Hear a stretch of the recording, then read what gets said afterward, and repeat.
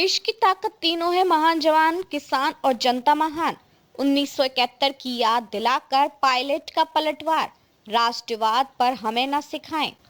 केरल में आगामी विधानसभा चुनावों से पहले कांग्रेस नेता सचिन पायलट ने जमाते इस्लामी के साथ कथित चुनावी समझौते को लेकर उठे विवाद पर तीखा जवाब दिया है। उन्होंने 1971 के युद्ध में इंदिरा गांधी की भूमिका का हवाला देते हुए कहा कि कांग्रेस को राष्ट्रवाद पर किसी से प्रमाण पत्र लेने की जरूरत नहीं है।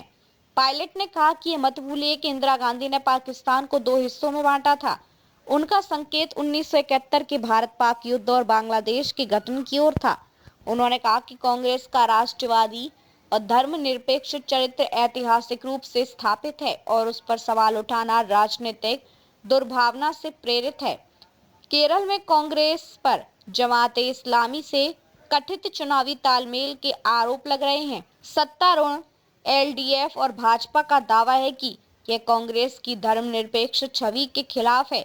इस पर पायलट ने दो टूक कहा कि कांग्रेस संविधान में विश्वास करने वाली पार्टी है और हर धर्म व समुदाय को समान अधिकार देने की पक्षधर है। उन्होंने भाजपा पर पलटवार करते हुए आरोप लगाया कि कुछ राज्यों में वे विशेष धर्मों के लोगों को टिकट नहीं देती, जो वास्तविक धर्म निरपेक्षता के खिलाफ है। पायलट ने कहा कि कांग्रेस अपने आदर्शों और विचारधारा पर अडिग है। हम अपनी धर्मनिरपेक्ष मूल्यों पर कोई समझौता नहीं करेंगे।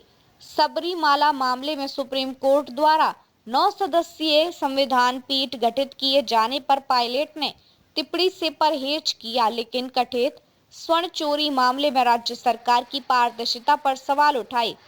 उन्होंने कहा कि किसी भी दोषी को, चाहे वे कितना भी शक्तिशाली क्यों ना हो, जवाबदेह ठहराया जाना चाहिए। उन्होंने कन्नौज जिले में शहीद परिवार के लिए आवंटित धन में कथित गड़बड़ी का मुद्दा भी उठाया और इसे भ्रष्टाचार व प्रशासनिक कुप्रबंधन का उदाहरण बताया। पायलट ने दावा किया कि कांग्रेस नेतृत्व वाला यूडीएफ मजबूत स्थिति में है। उन्होंने 20 में से 18 लोकसभा सीटों पर यूडीएफ की जीत और स्थानीय निकायों में 54% सीटें मिलने का हवाला देते हुए कहा कि जनता बदलाव चाहती है। राज्य की वित्तीय स्थिति पर चिंता जताते हुए उन्होंने कहा कि केरल का लगभग 98% उधार पुराने कर्ज चुकाने में जा रहा है, जिससे कर्मचारियों के भुगतान और विकास कार्य प्रभावित हो रहे हैं।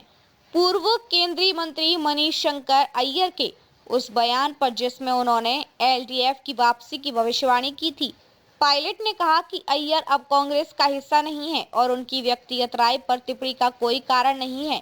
चुनावी माहौल में पायलट का यह बयान साफ संकेत देता है कि कांग्रेस केरल में राष्ट्रवाद और धर्मनिरपेक्षता दोनों मुद्दों पर आक्रामक रणनीति अपनाने जा रही है। देखते रहिए changing future TV. Like, share और सब्सक्राइब करना ना भूलें। देश, दुनिया और भविष्य की सबसे बड़ी खबरों के लिए।